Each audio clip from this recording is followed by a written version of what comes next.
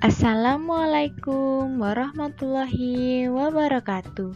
Apa kabar anak-anak kelas 6 SD Muhammadiyah 22 Surabaya? Kali ini kalian akan belajar tentang penghematan energi listrik dan sumber energi listrik alternatif pada tema 4 atau 6D. Coba disiapkan dulu bukunya.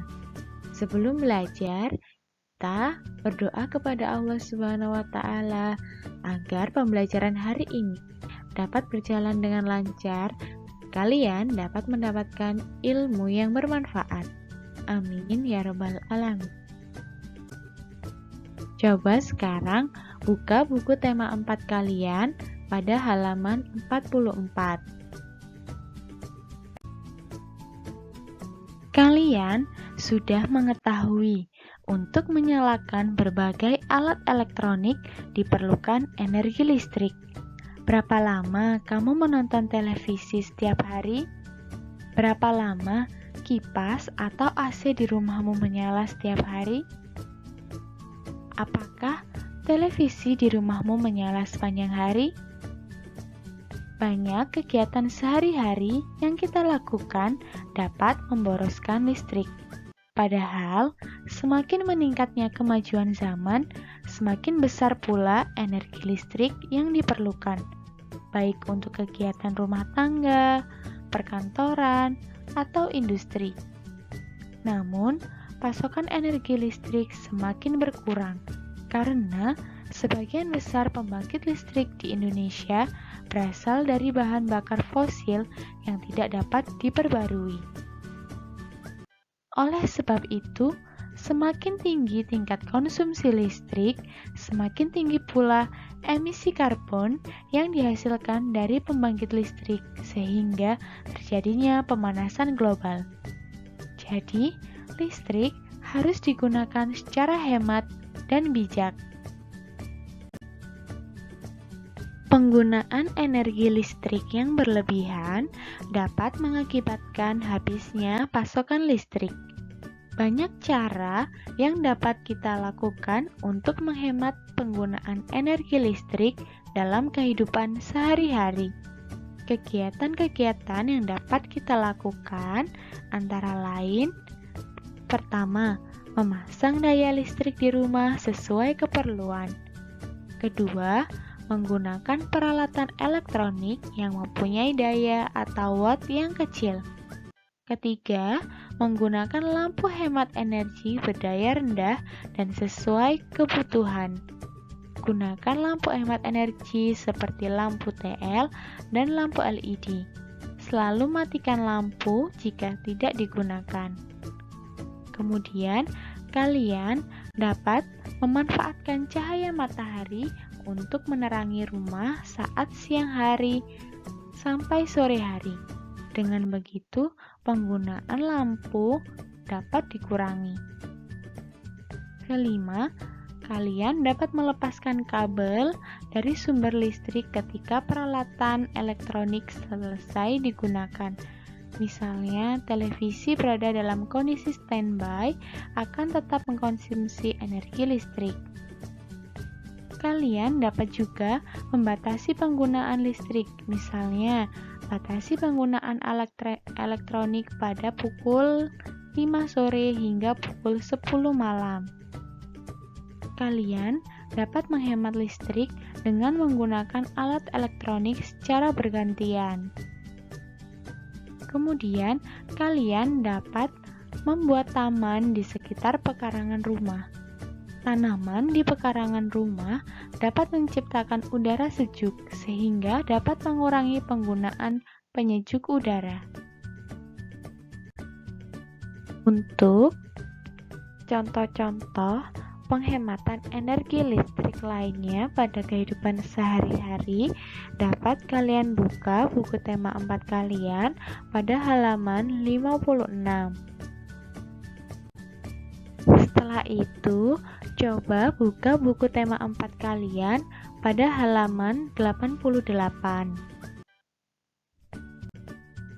Semakin meningkatnya kebutuhan energi listrik dan semakin menurunnya pasokan listrik, membuat manusia mengembangkan sumber energi terbarukan penghasil energi listrik.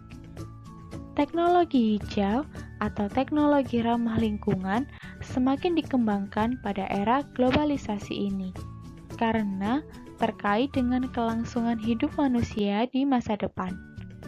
Salah satu teknologi ramah lingkungan yang kini mulai banyak digunakan, terutama oleh negara-negara maju, adalah teknologi pembangkit listrik tenaga surya atau energi matahari yang memanfaatkan energi dari sinar matahari.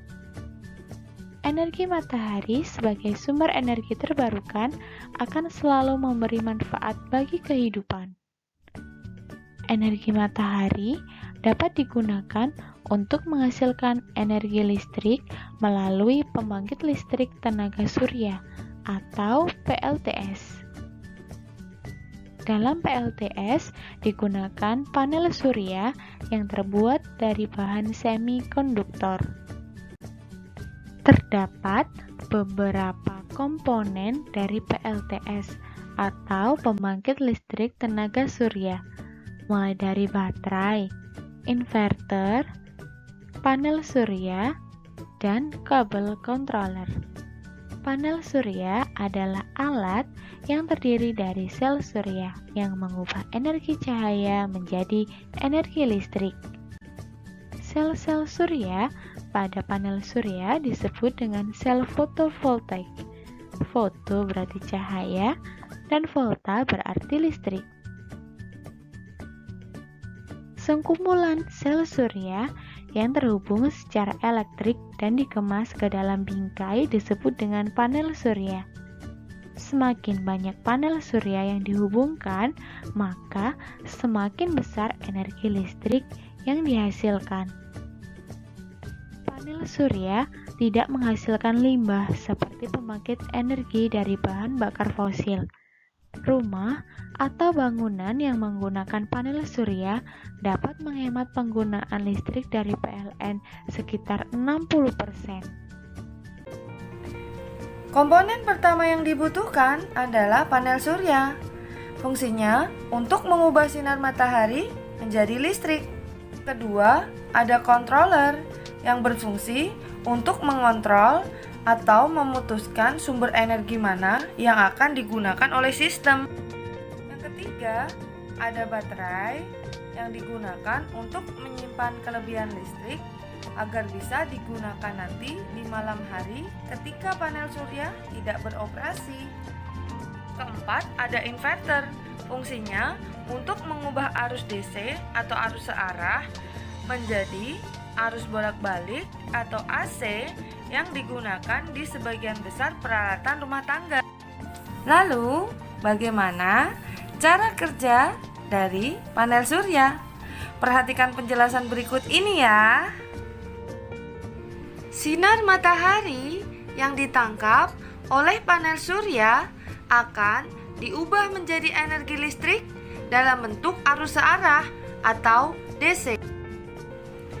Kemudian, listrik DC dari panel surya akan dikelola oleh sistem kontrol atau controller untuk dapat digunakan. Selanjutnya, listrik DC akan langsung dapat digunakan untuk peralatan seperti radio, televisi, dan lainnya.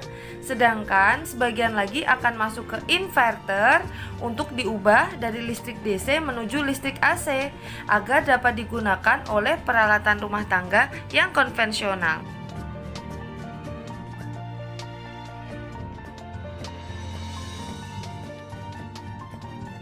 Energi alternatif.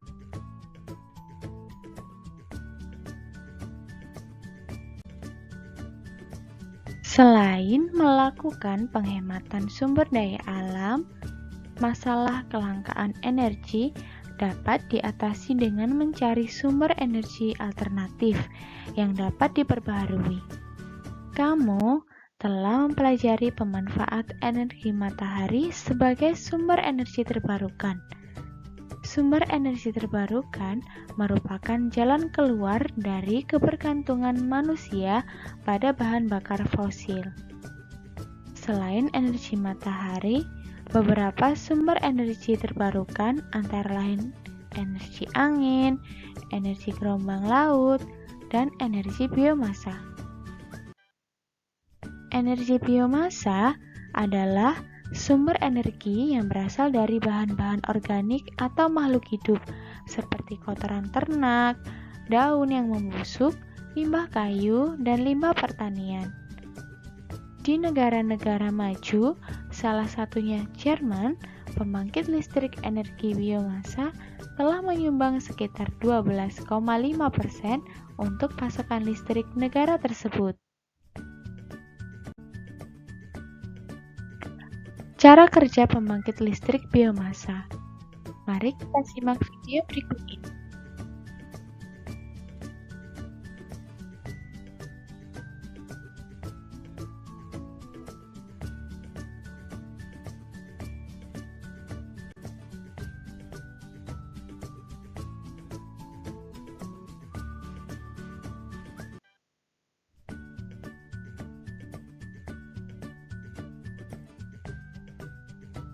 Di pembangkit listrik biomasa, limbah kayu atau limbah lainnya dibakar untuk menghasilkan uap. Uap tersebut lalu memutar turbin yang terhubung dengan generator yang dapat mengubah energi kinetik menjadi energi listrik. Contohnya kotoran hewan ternak, limbah pertanian, limbah hutan, sampah sisa makanan. Kok bisa ya? Yuk kita lihat cara kerjanya. Pertama, kotoran hewan ternak, limbah pertanian, atau sampah sisa makanan tersebut dikumpulkan dalam sebuah tabung. Di dalam tabung tersebut terdapat bakteri yang akan menguraikan bahan-bahan tersebut menjadi gas metana. Gas metana ini akan ditampung pada tabung penyimpanan gas yang siap menjadi bahan bakar, seperti untuk memasak dengan kompor atau menjadi energi listrik yang dihasilkan lewat generator. Lalu, bahan sisa proses ini pun dapat dimanfaatkan menjadi pupuk untuk menyuburkan tanaman. Sangat bermanfaat ya. Jadi, banyak sekali kan sumber energi terbarukan di sekitar kita? Jika kita bisa memanfaatkan semua itu,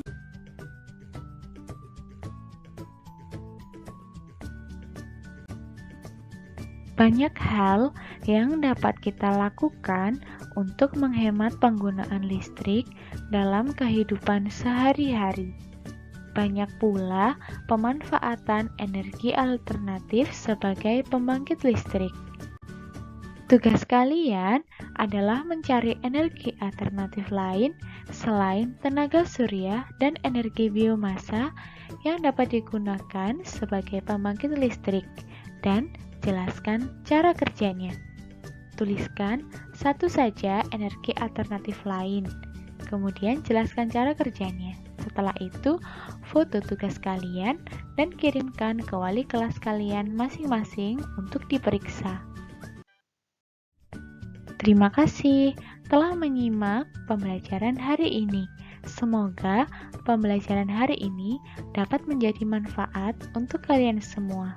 Wassalamualaikum warahmatullahi wabarakatuh.